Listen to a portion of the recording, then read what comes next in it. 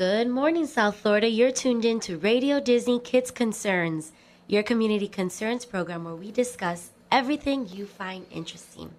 Today we have a really cool organization with us, and I think here, especially in South Florida, surrounded by so much beautiful ocean, we'll definitely enjoy this one as a whole. It is the Dolphin Foundation, and we are here with Mermi the Mermaid. I wish you guys could see her all dressed up.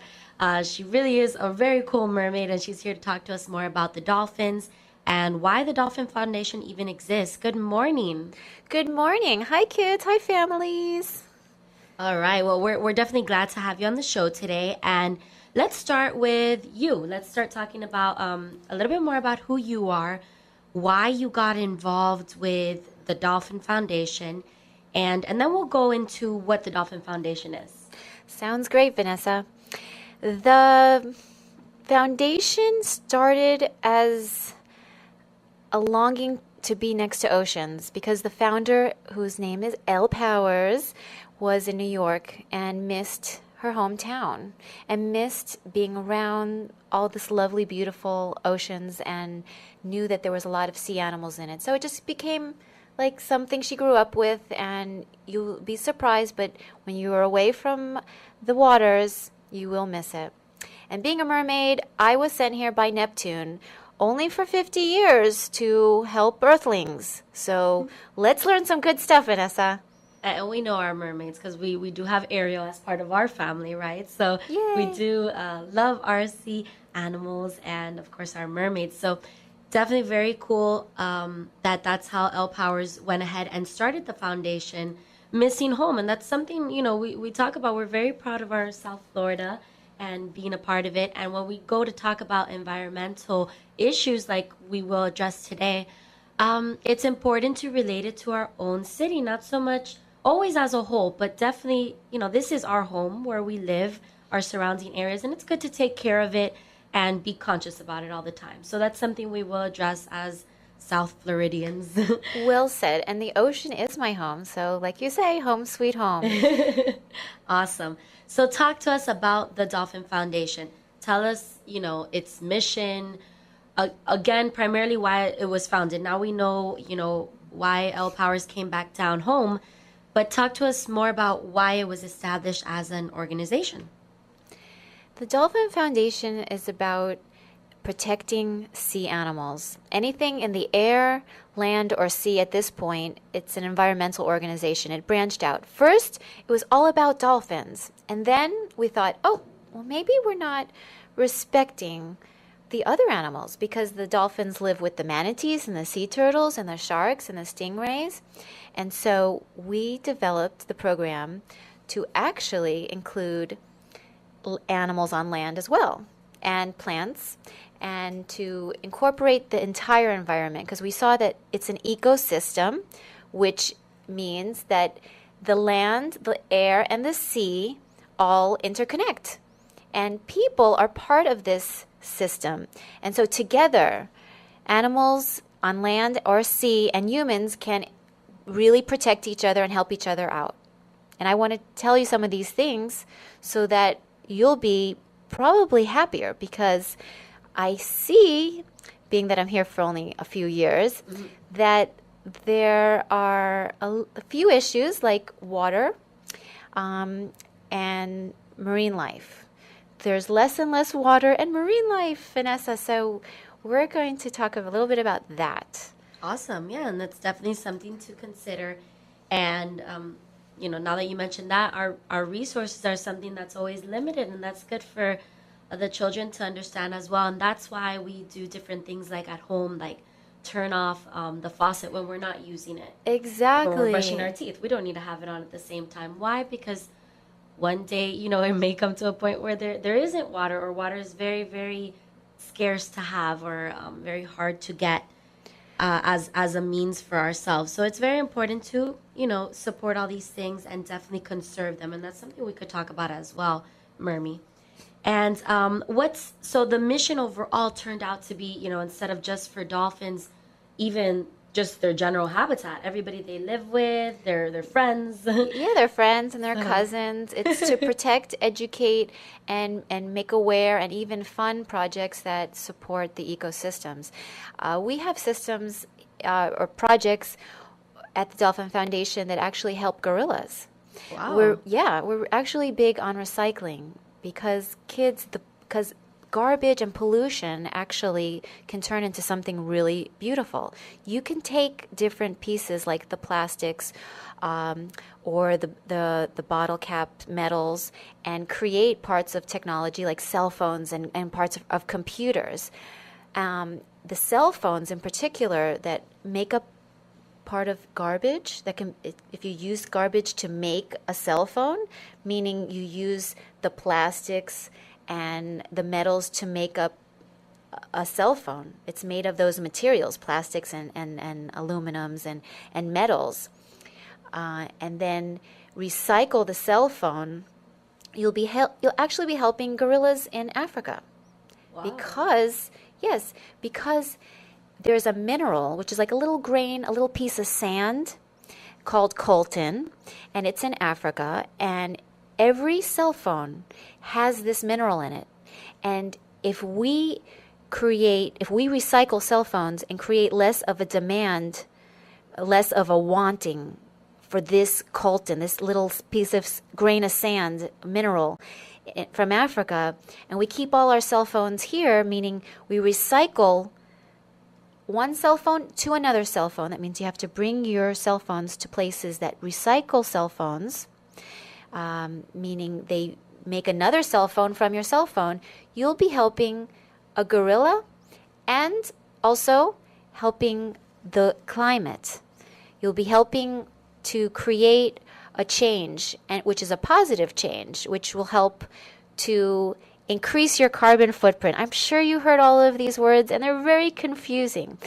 But to make it very simple, recycling materials and not throwing them in the garbage can completely, but taking them, say, in schools, you recycle your cans, your beverages, they can use those metals from the cans and create another product. And I'm hoping that this will be a new wave in South Florida that people recycle cell phones into other cell phones. We do collect cell phones, and we do appreciate that there's 2 to 3 environmental benefits to doing that. You will be helping a gorilla. You'll be helping with this global warming climate change because you're using the materials again. So that's good, and that is what recycling is.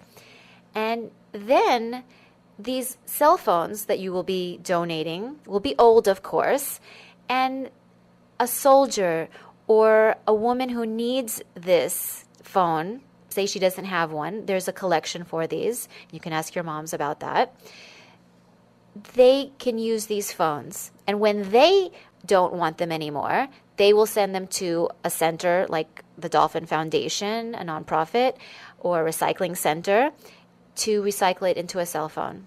And it's very easy. There's small little habits we can do that are green habits, and we're just changing into more, we say eco-friendly, but we're being more green. We're not wasting. We're not just looking at something and saying, oh, we don't know where it comes from. We have to think now. We have to think a little more and know other places where other people live.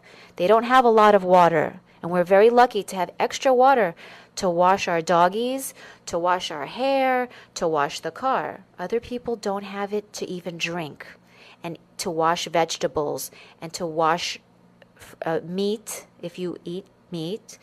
And it's very important to now think a little bit differently. The world we live in is changing, and you're very much a big part of this because you're part of this technology era. So you understand better than anyone how you can be on a computer and not interact with the world and not realize that everything we do can affect a sea animal. It can affect even the soil, the land that you are on. It can affect the air, and it can affect everyone around you. And by doing small things, you might not even know it, but you might be saving other people, saving the planet. And so we want to do that, save the planet. Oh, definitely. And the things you just brought up were wonderful. They were so educative because you just targeted something like every time, especially I'm sure children think about recycling or treating, our planet better in general, whether it be the land or the animals or the waters. We just think, okay, we don't throw our trash on the floor. Got it. We turn off the faucet, Yeah. check the lights, we use better lighting so that it preserves more energy. But we don't necessarily think, that cell phone that I'm probably, I probably just asked for a new cell phone from whether it be Santa Claus or whomever, and for the holidays, you're going to probably receive this new cell phone. What happens to the old one? Or what happens to the old radio system you may have had, or the old iPod, or everything Exactly. that's in style that month to month it changes like like a new color. So that's definitely important to think about, that these new technologies that we so use every day, long for, it changes like the seasons do. We want to, it's nice to have new things, great, awesome if you could do it, but the things you're not using anymore, like you mentioned, either if you don't know where to take it to as far as a recycling center for these technologies goes, reach out to an organization like the Dolphin Foundation. They will be glad to take it from you, and they know Absolutely. where to take it. Absolutely. And preserve. And that's intense that you even said that we're helping somebody on a totally different planet, like gorillas. I mean, why And we not wouldn't only- think about that? But you're right. The education is what now is going to make us think about that. Because now every Absolutely. time I'm going to have to tell everybody about that. Yay! I'm Yeah, glad that that's we're so learning cool. every day. And It that's what it's is. about, is to make every day Earth Day, not just one day, just Right. like a heart day called Valentine's Day or Thanksgiving, to give thanks on one day. No, we should be thankful every day for the things that we have. In fact, the oceans have coral reefs, and those coral reefs are actually sea animals. And those sea animals, the coral reefs, actually go to providing medicine, food, and shampoos for humans. So to not treat the oceans right would be not good for the planet, but it would actually hurt the animals, because sea animals, like these little fish, they live there. They're the babies, the baby fish, live in corals, and they hide there and protect from bigger fish, and they grow up there, and they learn all their ABCs there. So coral reefs are very beautiful. I know that you see them maybe in cartoons. And Nemo. In Or Nemo. Finding Nemo. Everybody learned about the reefs and how beautiful they were just because that's exactly where Nemo lived with his dad. Absolutely. You know? Finding Nemo with Little Mermaid. Exactly. And you saw her relationship, Little Mermaid, with the sea animals was very loving and very caring. And so for us to be conscious and say jewelry, not to use coral reef jewelry. See, we don't know. We're buying things and we don't know where they come from, where they were born, their origins. And so if you see jewelry that is a coral from coral, or a souvenir that's a coral, you, by not buying it, you're telling the companies to be more respectful to the environment. And I know that one of you, just one at a time, can make small changes. We can change the world altogether. Definitely, I agree. And it's that whole concept of just one person could make a difference, especially when they're young. They just have a sense of wanting to do things from their heart. And Correct. that's hopefully, what we're reaching out to the little ones today, even our moms and dads that are tuning in, just to repeat these little things to the kids. It's something so important, especially, what kid doesn't love fish and to study them or to see them, especially dolphins. They're very Right. beautiful. And it's not fish, right? It's mammals, because dolphins are mammals. So. Yes, and it's okay to call them animals and fish, because you're talking about the ocean, and Right. I know you're saying it in a loving way. There's a difference, Vanessa. There's a lot of people that actually don't treat animals with respect, and that means that what's going on right now is that a lot of people take too many of the fish, And they are fish, whether they're mammals, whether they're crocodiles. And the thing, everyone, is that the oceans make up 70% of the planet. And 80% of the oceans we need for jobs and, again, for cosmetics and